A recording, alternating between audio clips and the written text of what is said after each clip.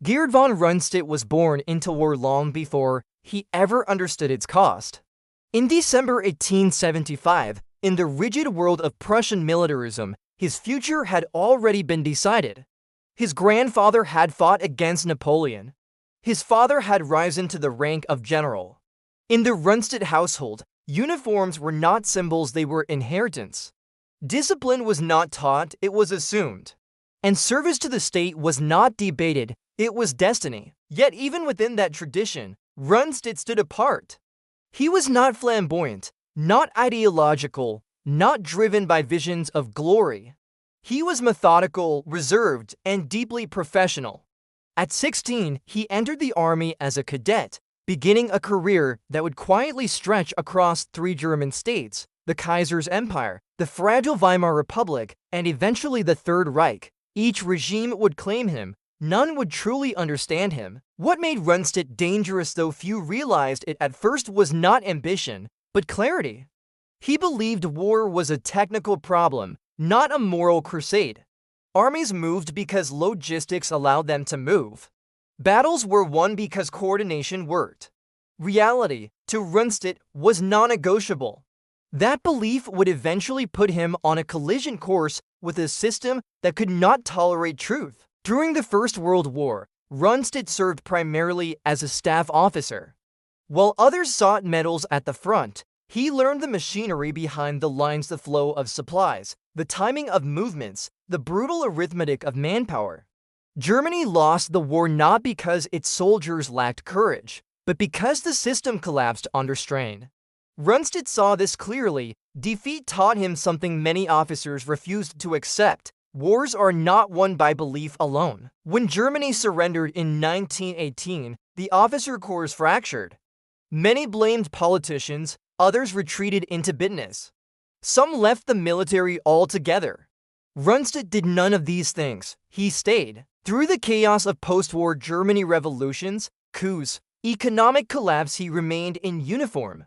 The Treaty of Versailles gutted the German army, reducing it to a shadow of its former self. Promotion stalled, resources vanished. But Rundstedt continued to serve quietly, building a reputation not for brilliance, but for reliability. He did not make speeches, he did not join political movements, he did not dream aloud, he observed. And that made him invaluable. When Adolf Hitler rose to power in 1933, many senior officers were faced with a choice. Some resisted, some embraced the new regime with enthusiasm. Rundstedt did neither. He regarded Hitler not as a savior or a monster, but as a civilian leader to be obeyed so long as military professionalism remained intact. That assumption would prove catastrophic. Rundstedt's loyalty was to the state, not to ideology. But the Third Reich did not recognize such distinctions. As Hitler consolidated power, the military increasingly became an instrument of belief rather than analysis. Decisions were shaped by ideology, optimism, and personal loyalty to the Führer. Doubt became weakness, caution became defeatism. Rundstedt, however, continued to think in terms of capability and limits. When war came in 1939, he was ready not because he believed in Hitler's vision, but because he had prepared for decades to fight wars efficiently. Appointed commander of Army Group South for the invasion of Poland, Rundstedt oversaw a campaign that moved with devastating speed. His forces advanced nearly 200 miles in 2 weeks. Poland collapsed in just over a month. To the world, it looked like brilliance. To Berlin, it looked like proof of destiny. To Rundstedt, it looked like a successful execution of a limited operation. But the applause did not come with reflection. It came with certainty. Germany had won quickly. Germany had won decisively. Therefore, Germany was unstoppable. That conclusion terrified Rundstedt. In 1940, during the invasion of France, his army group again became the spearhead. Through the Ardennes terrain, the French believed impassable German panzer divisions surged forward. 7 armored divisions broke through Allied lines, encircling entire armies. Within 6 weeks, France surrendered. It was one of the greatest military victories in history, and it convinced Hitler of something fatal, that his intuition was superior to professional military judgment. Inside the German high command, a subtle transformation began. Officers who reinforced Hitler's confidence were rewarded. Those who expressed caution were sidelined. Rundstedt said little, but he saw everything. Victory had not made Germany stronger, it had made it blind. By the time Germany turned east toward the Soviet Union in 1941, Rundstedt commanded Army Group South. Once again, the campaign began with astonishing success. His forces surged across Ukraine, advancing for 100 miles in 3 months. Kiev fell, over 500,000 Soviet soldiers were killed or captured. Berlin celebrated. Propaganda declared the Soviet Union finished. Hitler spoke openly of inevitable triumph. Rundstedt did not. He saw something the speeches ignored. Soviet divisions kept appearing. Losses did not slow production. Retreats were followed by counterattacks. Space absorbed German advances. Winter approached. The numbers did not add up. For the first time, the gap between reality and belief became impossible to ignore. Rundstedt understood that Germany was fighting not an enemy that would collapse, but one that could regenerate endlessly. The deeper Germany advanced, the longer its supply lines stretched, the more vulnerable its forces became. When winter struck, it struck hard. By December 1941, Rundstedt faced a decision that would define his career. His forces at Rostov could no longer hold the city. Ammunition was low, men were exhausted, a withdrawal was militarily necessary. Hitler had forbidden retreat. Rundstedt ordered it anyway. The move saved his army, but it sealed his fate. Furious, Hitler relieved him of command. Rundstedt did not protest.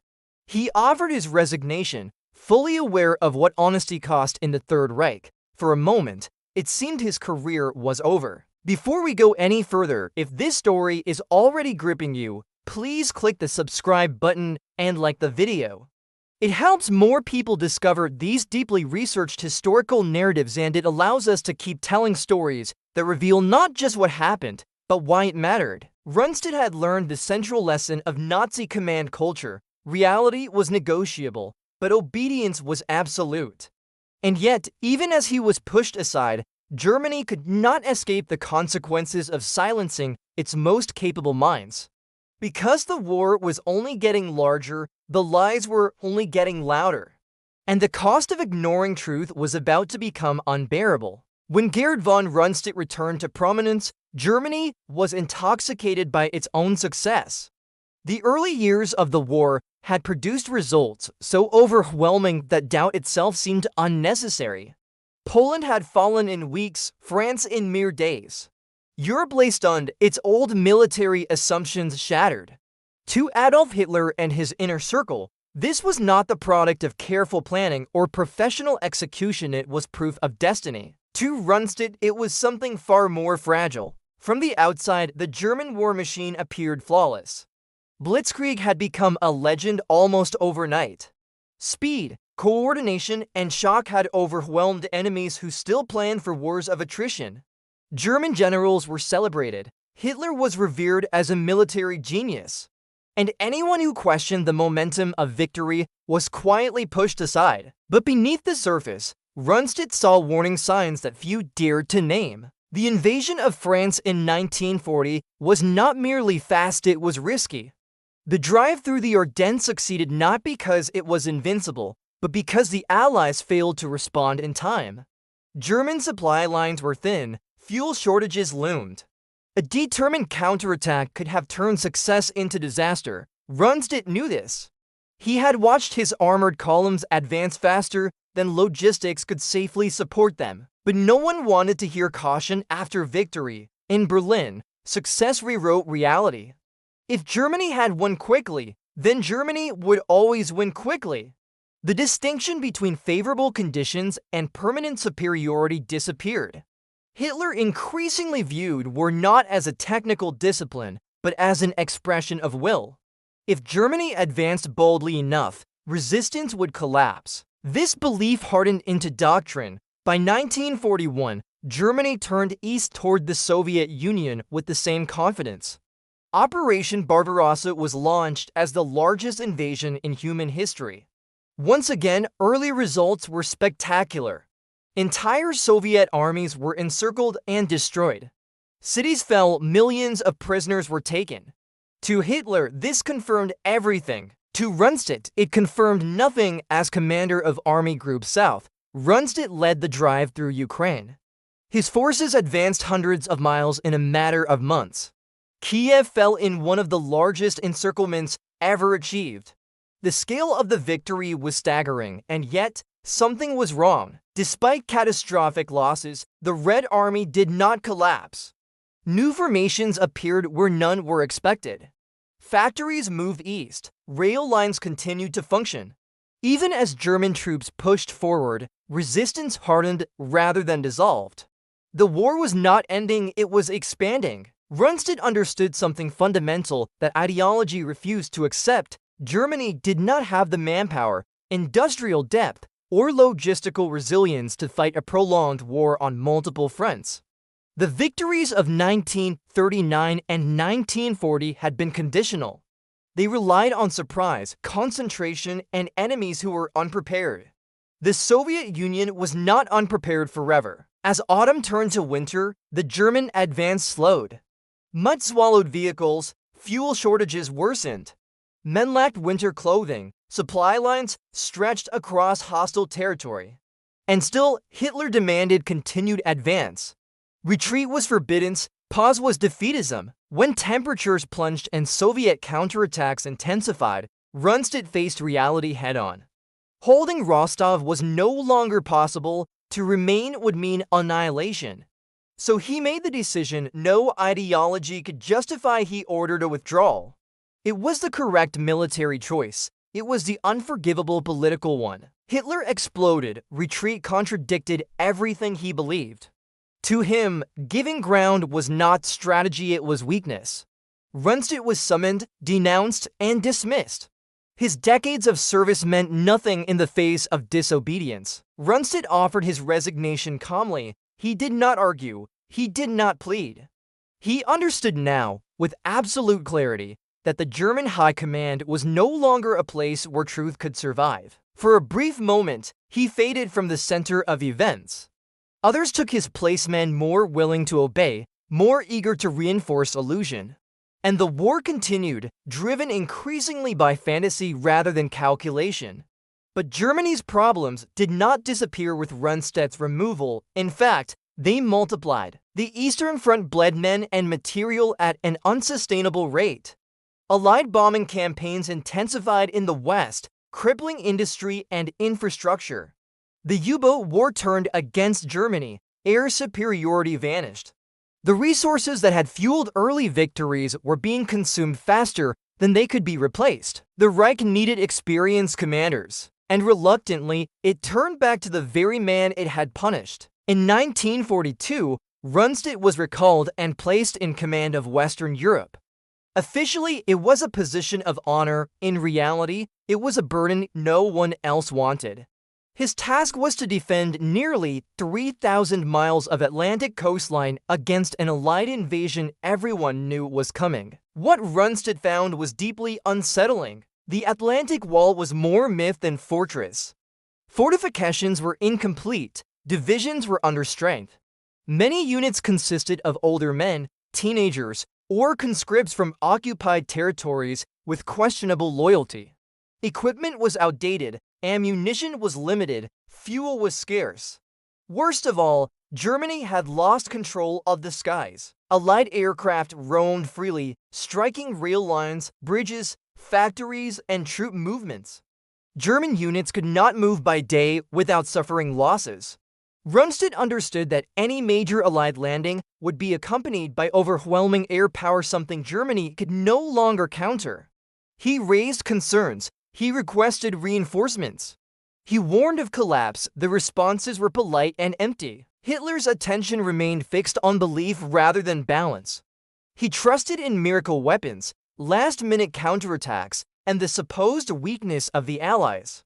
To acknowledge vulnerability was to undermine morale. To speak plainly was to invite dismissal. So Rundstedt did what professional soldiers do when ignored. He prepared anyway. He reorganized what forces he could. He coordinated defenses. He planned contingencies.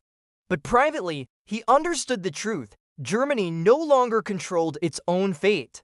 Time, industry, and manpower favored the Allies overwhelmingly. The question was no longer whether invasion would come, but how quickly Germany would break once it did. As Allied bombers thundered overhead and resistance movements grew bolder, Rundstedt watched the countdown unfold. Every day that passed without reinforcement made the coming battle more unequal.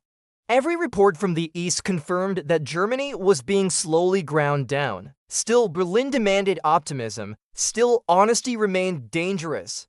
And somewhere across the channel, the Allies were assembling the greatest invasion force in history, waiting for the weather, waiting for the moment when illusion would finally collide with reality. By 1944, Gerd von Rundstedt no longer harbored illusions.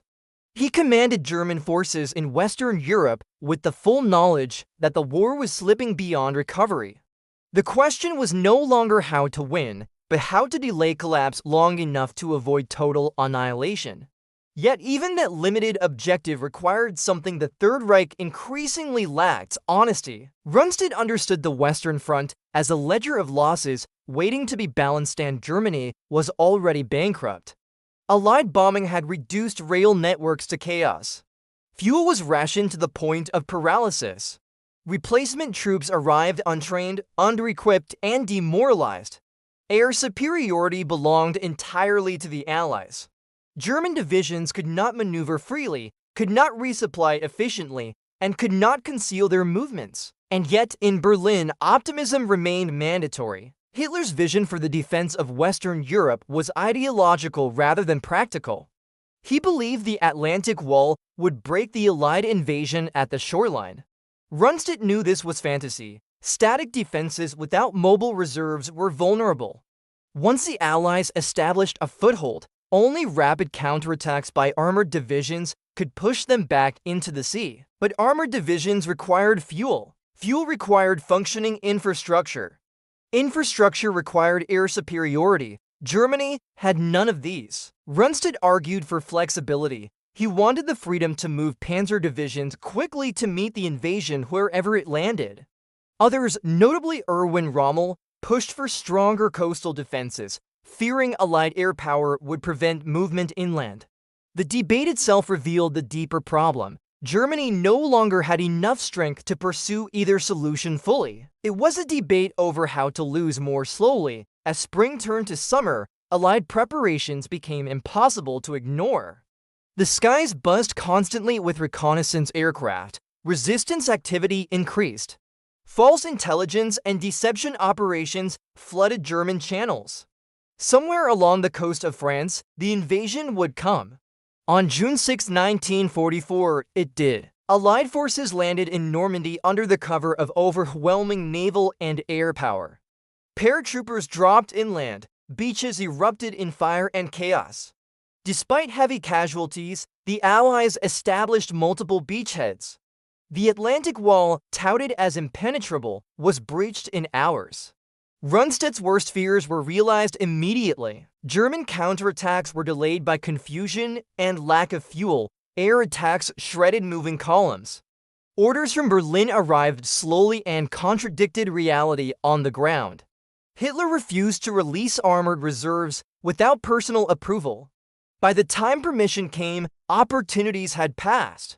The invasion was no longer preventable. It was survivable only in theory. As days turned into weeks, the German position in Normandy deteriorated steadily. Cherbourg fell, giving the Allies a vital port. British and Canadian forces ground forward near Caen. American units expanded their lodgment in the west. German divisions bled men and equipment they could not replace. Rundstedt reported the truth, and the truth was unwelcome. He warned that German forces were being destroyed piecemeal. He emphasized the absence of air cover. He pointed out that reinforcements were insufficient and arriving too late. He stressed that without fundamental change, the front would collapse. The responses grew colder. Hitler demanded counterattacks that did not exist. He insisted on holding ground that could not be held. He accused commanders of lacking faith. In this environment, Truth was not merely ignored, it was punished. Rundstedt had already paid this price once in 1941. He knew exactly where this path led. Still, he continued to report honestly. To do otherwise would be to participate in a lie that cost lives. By late June, the situation in Normandy was catastrophic. German divisions were fragmented. Allied artillery and air strikes devastated any attempt at movement. Commanders on the ground improvised constantly just to survive. On July 1, 1944, 25 days after D-Day, Rundstedt stood in his headquarters near Paris as the reality he had predicted unfolded in full. The front was unraveling. No strategic reserve remained. No miracle awaited. That day, Wilhelm Keitel, chief of the German High Command, called from Hitler's headquarters. The question was simple, almost absurd in its simplicity. What should we do? For years, Rundstedt had spoken carefully. He had softened language. He had framed truth in technical terms. He had tried to navigate a system that punished clarity. But now, the distance between belief and reality was too vast to bridge with euphemism. Rundstedt answered plainly, "End the war." There was silence. In that silence lay the collapse of an entire command culture. The admission was not shocking because it was wrong, it was shocking because it stripped away every illusion sustaining the regime. It acknowledged that no maneuver, no counterattack, no sacrifice could reverse the strategic balance. Within days, Rundstedt was relieved of command again. His honesty had finally crossed the line ideology could not tolerate. Before we continue, take a moment. If this story resonates with you, please click the subscribe button and like the video. It truly helps this content reach more people and allows us to keep telling the stories history often tries to forget. Rundstedt's removal changed nothing. The war did not improve. The front did not stabilize. The losses did not slow. The system continued exactly as before without its most honest voices. Because the problem was never Rundstedt. The problem was a structure that feared truth more than defeat. And as German forces reeled in Normandy, the consequences of that fear were about to become irreversible not just for the army, but for Germany itself. Gerd von Rundstedt's removal in July 1944 did not alter the course of the war, but it revealed, with brutal clarity, why that course could no longer be changed. By the time he was dismissed for telling the truth, Germany's fate had already been sealed by years of institutional self-deception. The tragedy was not a sudden collapse, but a slow-emotion disaster, made inevitable by the systematic silencing of reality. In the weeks following Rundstedt's dismissal, the German front in Normandy disintegrated exactly as he had warned. Allied forces broke out of their beachheads in Operation Cobra, unleashing overwhelming firepower and mobility. American armor surged west and south. British and Canadian forces pinned German units in place. German formations, already exhausted and under strength, were crushed between speed and air supremacy. The result was encirclement. In August 1944, what remained of Germany's once feared Western Army was trapped in the Falaise pocket. Thousands of vehicles were destroyed. Entire divisions ceased to exist. Roads were choked with burning armor and retreating men. Survivors fled east on foot, abandoning heavy equipment, wounded comrades, and any illusion of recovery. This was not a surprise. It was confirmation. Rundstedt watched from the sidelines as events unfolded exactly as his assessments had predicted. The truth he had spoken on July 1st, end the war, now echoed silently across the ruins of Normandy. But the system that punished him had no mechanism for correction. Admitting error would have meant dismantling the ideological core of Hitler's rule, so the war went on. Paris was liberated in late August. Allied armies raced across France and Belgium. In the east, the Red Army launched massive offensives that obliterated entire German army groups. Romania and Bulgaria switched sides. Finland sought peace. Germany's strategic position collapsed on every front simultaneously. Yet still, Berlin demanded loyalty, sacrifice, and belief. In September 1944, Rundstedt was recalled yet again, this time to face a crisis so severe that even Hitler could not ignore it. Allied forces had reached Germany's western border. Morale was crumbling. The Reich needed experience, even if it despised the conclusions that experience produced. Rundstedt returned older, more tired, and under no illusions. He was now asked to oversee defenses against a war that could no longer be won, only prolonged. When Hitler unveiled plans for a massive counteroffensive in the Ardennes, Rundstedt immediately recognized the danger. The operation relied on surprise, limited fuel, and overstretched forces. It gambled everything Germany had left on a single roll of the dice. He did not believe it could succeed.